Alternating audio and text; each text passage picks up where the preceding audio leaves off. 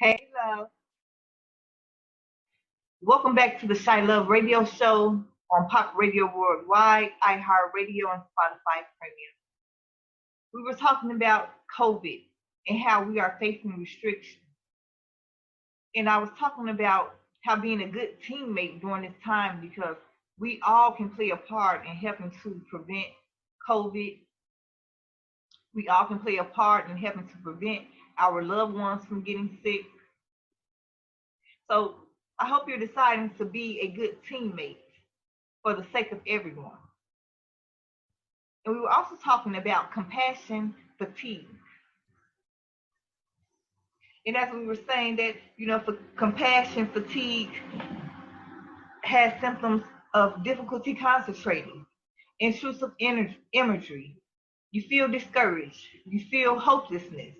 You feel exhaustion. You're irritable. You have the need to leave your field of work. You're just so burnt out by all the negative outcomes in life. Now, the treatment, especially if you're in a healthcare field or a field of social services, some type of field, public service, public office, the field of being a helper, something that's solution-based. If the environment is unhealthy, sometimes you may be at this point just thinking about transferring to a whole nother field, something that is not as draining and as taxing on your spirit, because you're dealing with sick people, problematic people, traumatized people, angry people, day to day, in and out. So you may be considering going into another field. But what you can do is, if you have HR, and usually a lot of people take some sort of personnel psychology or have somebody on deck who has knowledge of personnel psychology, and somebody who has taken a personnel psychology course can help the employer make the environment more conducive to learning and reaching the impending results. Because sometimes you have people who are very book knowledgeable, but they have poor social skills. And, although they can get the job done, their energy is very toxic. So somebody who is in HR who knows of any type of personnel psychology knows how to evaluate the employees and put them in a place that is best suited for their personalities, can be able to assess the employees and, bring them in and have a talk with them about rating their attitudes, their energy that they're bringing in, how it is affecting the productivity of the day. So, it's more than just about getting the money because it's business. The better your employees feel, the more productive they will actually be. So to just take a moment to acknowledge the stress and, not be so hard on your employees who have to deal with these types of things on a day-to-day basis. They're here and to help others, but how effective can they really be when they themselves are drained and burned out? So it's best to try to implement some meditation time, some quiet time, some encouraging words. Let them know that you are proud of them and you appreciate the sacrifice that they are making. Yes, they went to school for it, they got trained for it, they signed up for it, yes. But still, just to show your employees that, we're in this together. And I am concerned about your well-being as my employee. It goes a long way. And you have so many people who are quitting the healthcare field. and you need more people. So, something needs to be done about that to where the environment is also conducive to the employee. Changes can be made and a balance can be had.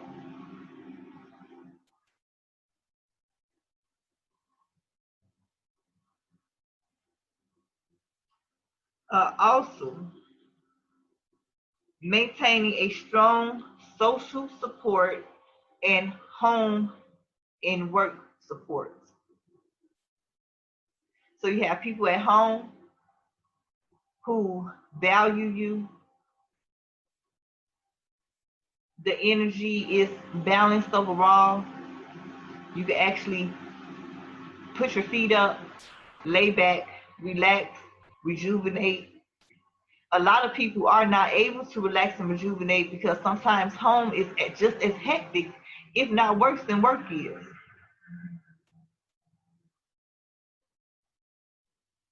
So we have to start to work on finding a balance, because usually people who are helpers, it's in your nature to help. This is a part of you. This is a part of, what you do naturally. But at the same time, you cannot just sacrifice yourself to the point of your own demise because you're trying to help somebody else.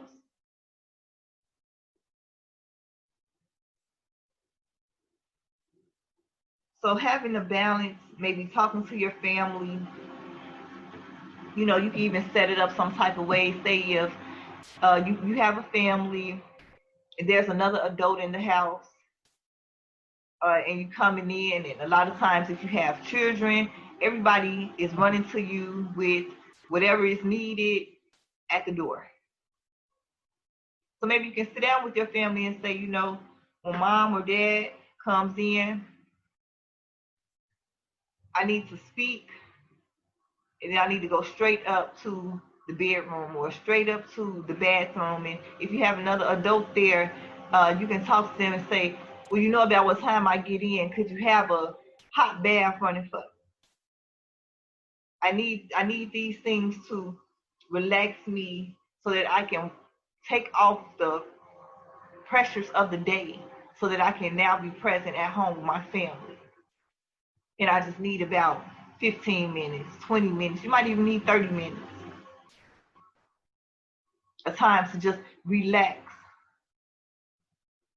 rejuvenate, pat yourself on the back for the accomplishments that you did make today, even though it was draining. Connect with that inner peace within, and then emerge and be mom or wife or the woman or whatever it is, whatever your title is in that house. And family, you all need to understand and be considerate and give that person that time that is needed. Because I promise you, it will help decrease the amount of hollering in the house. It will help decrease the amount of cursing in the house. It'll help decrease the amount of whoopings in the house. Because sometimes when you coming from a stressful situation and you coming in the door and everybody's personalities are running at the same time, and it's more mayhem inside the house, at some point, a person can blow up. But if you just give them some time when they get in to just reset, so that they can actually hear you out, calmly respond with understanding versus anxiety and aggression. Because some parents, you're taking the problems of work and it's making you amplify the problems at home by the time you get home. Because you're already tight, you're already full.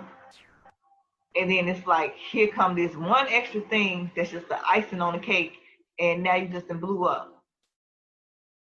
But if you are starting to notice a pattern you can start to make, and it can be subtle changes.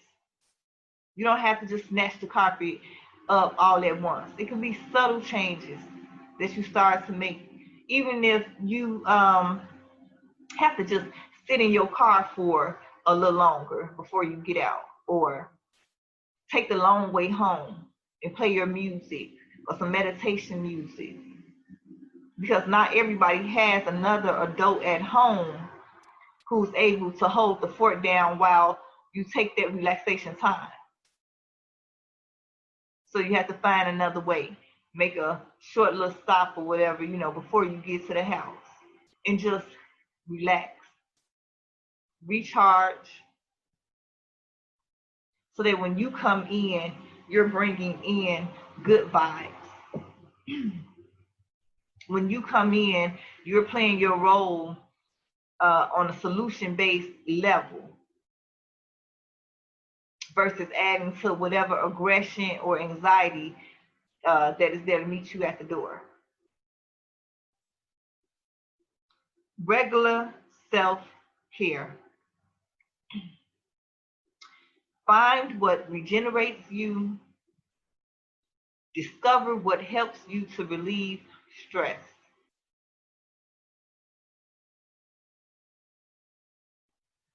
You're going to have to get to know yourself. I advocate getting to know thyself. Because when you know yourself, you're finding out what makes you feel good, what makes you feel bad, what doesn't really faze you at all, what level, is impacting your life. Regardless of what anybody else says, you know what feeds your heart. You know what feeds your spirit. You know what you need. So then in times like this, it's not even a situation of, oh my God, what am I going to do? It's okay, I see that this is like this and I'm starting to feel like this. So I know that I can go here to do this, or I can implement this to change my vibration.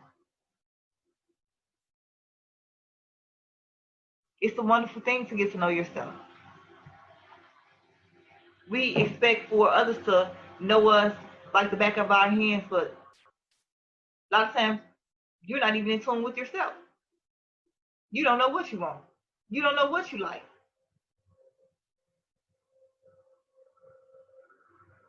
Pay attention to yourself. And also with the things that you do like, the things that, make you feel good, look at the fruits that are manifesting behind it. Because, you can like sipping on something. You could like smoking a little something. You could like snorting a little something. You could like laying in a whole lot of something, or getting on top of a whole lot of something to make you feel better. And it makes you feel better. But is it a double-edged sword?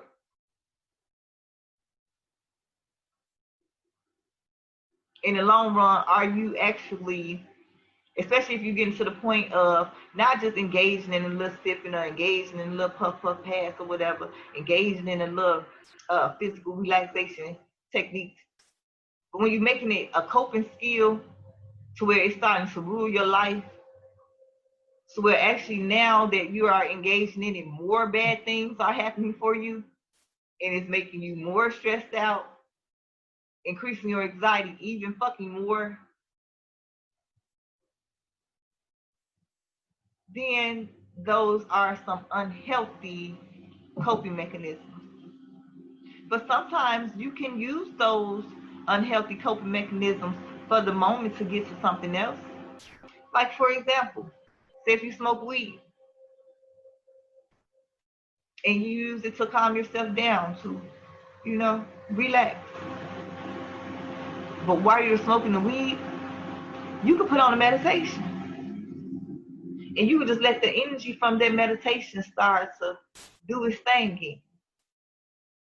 Because some people don't know how to meditate to the point where they could just block everything out of their mind.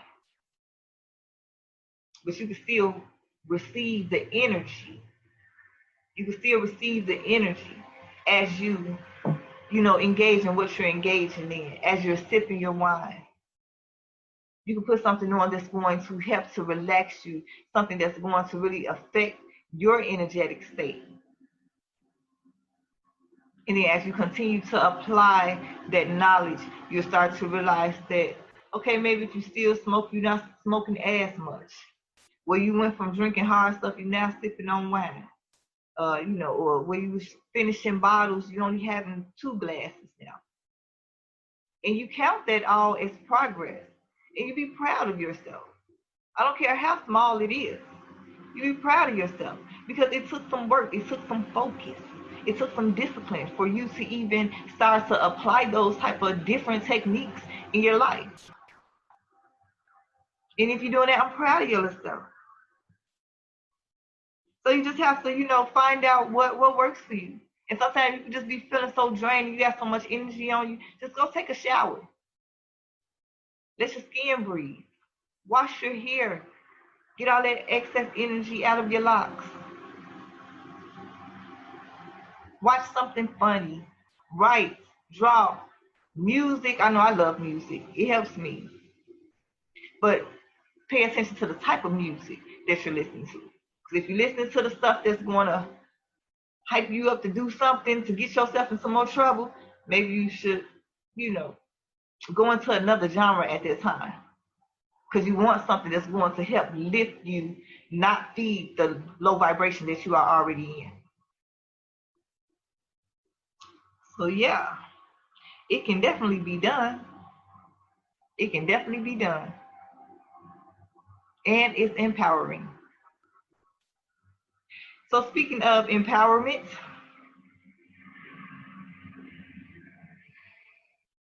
we need more empowering solutions regarding this gun violence here in Chicago. We had 15 people wounded in what they label a mass shooting outside of the funeral home in Auburn, Gresham. 10 female victims, 5 male victims between the ages of 21 to 65 years old. We were talking about how children were losing their lives over especially the past month. Thankfully, in this shooting, there were no children who were shot. But we're also noticing that there is an increase of female victims. It used to be the men who were really catching the bullets, but a lot of these females are catching the bullets now. Times have really changed. There were 6 people in serious condition. There was 1 innocent bystander. The young lady lived next door to the funeral home, outside taking a cigarette break, and caught a bullet.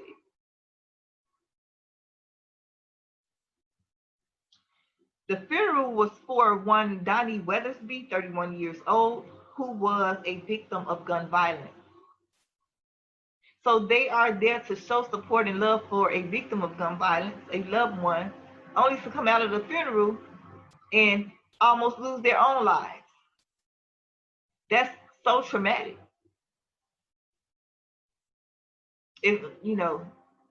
Everybody gets some type of form of PTSD one way or another.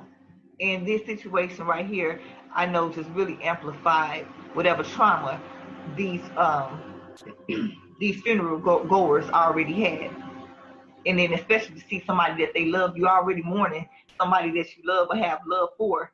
And then to step out of the funeral home and shots ring out, and now you seeing the bodies drop, additional bodies drop of people that you love, people that you ride for.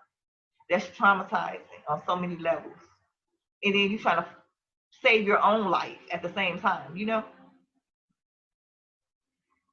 So they said that someone stole a black vehicle and waited for the funeral to end. And then they began shooting once they started to come out. Some of the attendees fired back. So they had some type of idea that while they were coming to bury Donnie Weathersby, that it will possibly be some action, some opposition action, some action from the enemy in retaliation. But if you keep on reading, you will discover that they're saying that Donnie's murder was a retaliation. So did somebody from Donnie's side do something to somebody that killed Donnie and then came back to try to kill off everybody else? We don't know.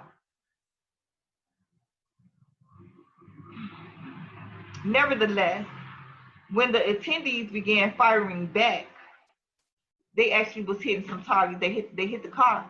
They hit it good enough to make their car crash, only for the shooters to get out and get looked straight on foot, just getting it.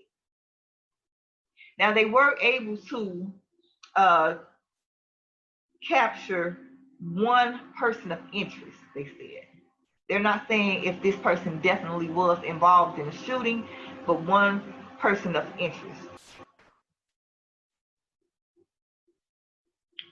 They found at least 60 shell casings around their funeral home. That's a lot of shell casings. And only 15 bodies dropped. That's a lot of shell casings. Thankfully, your aim isn't as great as it should be, because that's a lot of shell casings. If you knew what you was really doing, them could have been 60 bodies on the ground. So the grateful part in this is that there were only 15 when they were equipped to drop at least 60 bodies. Goodness gracious. This was a planned ambush, of course. They didn't just, happen to be riding by and say, oh, so-and-so getting buried there today. No, they knew it. They knew where he was going to be buried at. They knew the people that was going to be attending. It was planned. Now, we've come to a conundrum because Tamar Manasseh was one of the people who alerted the police and requested a special police detail at the funeral. Tamar Manasseh is the founder of Mothers Against Senseless Violence. There were people who reached out to CPD and forewarned them about this retaliatory strike. So CPD sent one squad car. One. Can we get upset at CPD for only sending one squad car? Especially when we, as the people, said, we don't fuck with y'all like that. I don't trust you. But at the same time, it's their job. And nothing in your job requirement says that you have to like a person in order to protect them, or the people have to like you. You got to still protect people who don't like you, who don't trust you. And that's messed up. And my God, everybody needs more healing and more reconditioning. That's messed up, that you got to protect some people who take your head off if they had the chance. So CPD's answer to that, in light of everything, was one squad car. That one squad car did not stop anything. It used to be at some point that if people was on some mess and they even saw the police creeping and sliding, even if the police wasn't looking dead at them, they would pause on whatever it was that they were doing. Now that's this generation. That's that savage stuff in front of the police, in front of your mama, in front of your child. They don't give a fuck. And that's exactly what happened. And they came to goddamn and accomplish the goal. I don't know if they had a set number of people that they was wanting to take down, but shit, it was 15 bodies got hit. Thankfully, no deaths, so they don't have to prepare to bury another loved one. But the trauma from getting hit with them bullets, the trauma from having to just be a part of that experience, is gonna be some healing that's needed. It's some reconditioning that's needed. And more than likely, if there hasn't been already, there's going to be a retaliation back on these people who stole this black vehicle and kicked it off. That was disrespectful on so many levels. So That was disrespectful on so many levels. Like the disrespect. Funeral home, child, mother, grandma, my God. But these be some of the same people who be like, they don't care nothing about us. Shit, they don't look like you care nothing about yourself either. But see, I'm not a person who feel like, well, you don't care about yourself, so I ain't gonna care about you. You don't love yourself, so, or don't nobody else love you, so I ain't gonna love you. Nah, I feel like even if nobody else in the world, your own parents showed you that you're not worthy, I'll be here to point something out in you. Even with the tongue lashing of discipline, you still worthy of love. You still worthy of being heard out to see how you even got to this point. You still worthy of help if you actually want the help.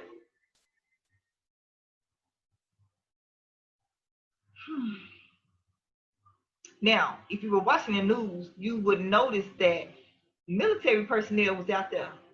G.I. Joe and them and his crew was out there in Chicago. Mayor T.T. Lightfoot said that the police are canvassing for evidence. She said that they are here to help with this violence. Not really interact with the civilians so much so, but I guess when they have a lead like this guy is the guy who was a part of Who Up the Bam, then I guess that's when they will step in under CPD's lead, of course, to handle the situation. She has also deployed street outreach teams to provide trauma and victim support services for the residents. So very good, TT. Very good. You got on top of that. She says that when a person picks up a gun, we suffer as a city because the energy impacts us all, whether we knew these people on a personal note or not. The fact that it's just the numbers are continuously adding up more and more and more. And then we wonder why we have things like compassion fatigue. We just drained. It's just too much. It's overwhelming. She said, this cannot be who we are. This is not who we are. These are circumstances. This is years and years and generations of abuse, of being conditioned to feel like you're nothing, of being conditioned to not believe in yourself, of feeling conditioned to not feeling empowered to make a change, a necessary change in your own life without somebody coming to stand over you to tell you what you could do because they told you that you didn't have it up here enough to be able to think and make your own decisions about your own life. So now when you need some help, you just sitting out there biting your nails and looking around, wishing for Jesus. But it was one that Jesus was the one who taught you that you have power within yourself. He said, and you will do even greater things than I. Because you're a young God. That's the truth. Because just like you was able to help create this destruction, you're able to help create the glory. And have it not only impact you and your family, but the environment, the atmosphere. I don't care what they told you. I don't care about them teachers who told you one nothing. I don't care about the parents who left you and put that type of spirit of rejection in your life. So you feel like you're not good enough, so you might as well. Or people are always assuming that you this type of person. So you just then walked into and became the image that these people then gave you. Or you used to get off into some stuff and you feel like you in too deep. But something in your heart is telling you that you're tired of this life too. I believe in yourself.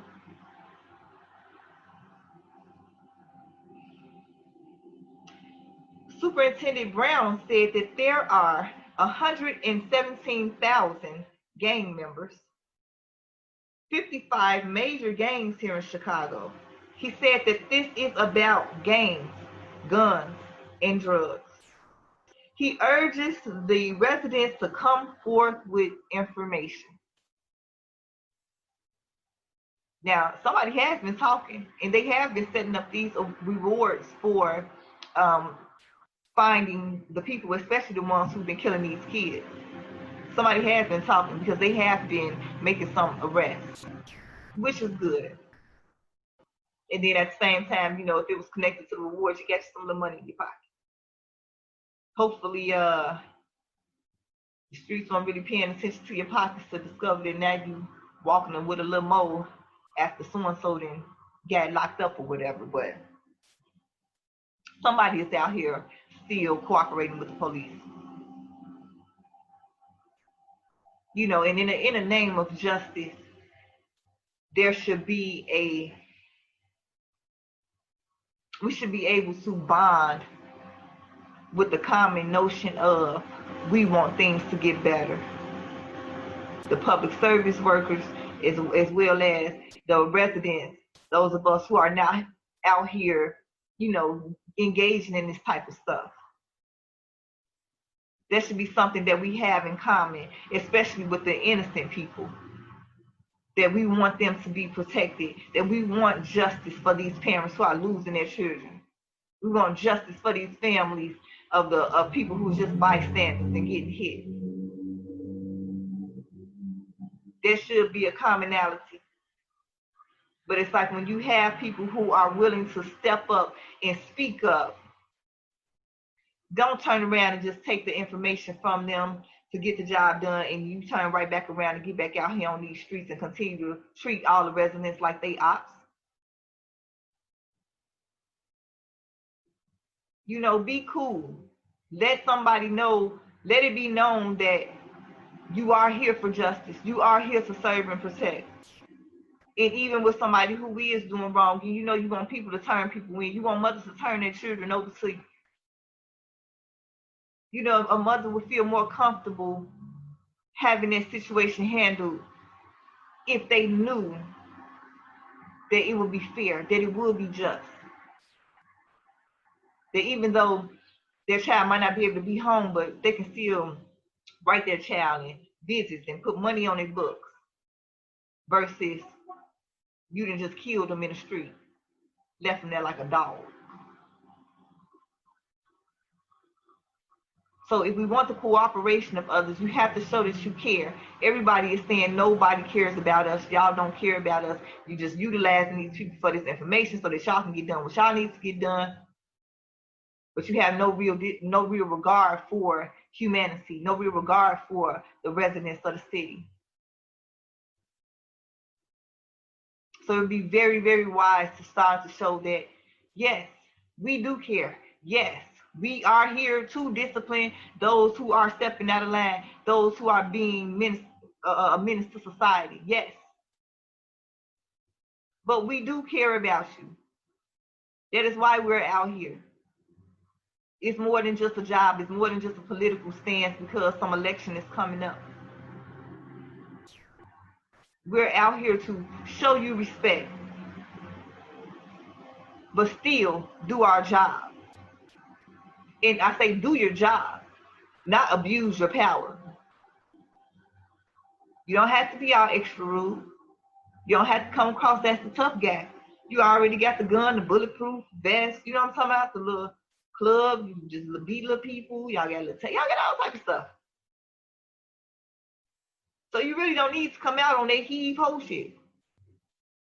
You already, elevated above whatever purpose standing in front of you. They ain't got on no bulletproof vest. They might have a gun with you or whatever, but, you the one who's supposed to be trained on how to hit your target. So if anything, try to help a young man save his life. And yes, you did something that was wrong. You did something that's going to cause me to put these cuffs on you. But I don't want to have to hurt you to do it. I don't want you to have to lose your life. I don't want to lose my life. But this right here, it has to happen. Even if you got to tackle the person before you shoot them or somebody come from, y'all know y'all have strategies for how y'all do this. Y'all know how y'all swarm in. But then you ain't got to be breaking their body up on top of that concrete. Y'all know like different moves and techniques to subdue a person without abusing your power.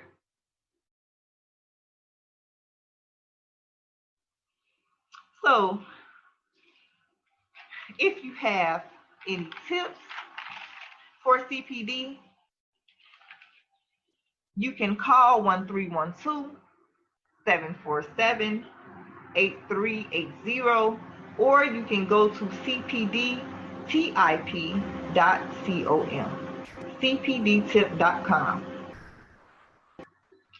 If you need some counseling for anxiety, you can call 1312-955-1212. And if you are experiencing high levels of stress, anxiety, or depression, you can actually text 741-741. If you are experiencing high levels of stress, anxiety, or depression and don't want to do a voice-to-voice call, you can actually text 741-741. I hope you all enjoyed the show. Remember that we here at the ChiLOVe Radio Show, Pop Radio Worldwide, iHeartRadio, and Spotify Premium. We love you. We believe in you. And like I always say, let's continue to work on this healing and this reconditioning. Until next time, love.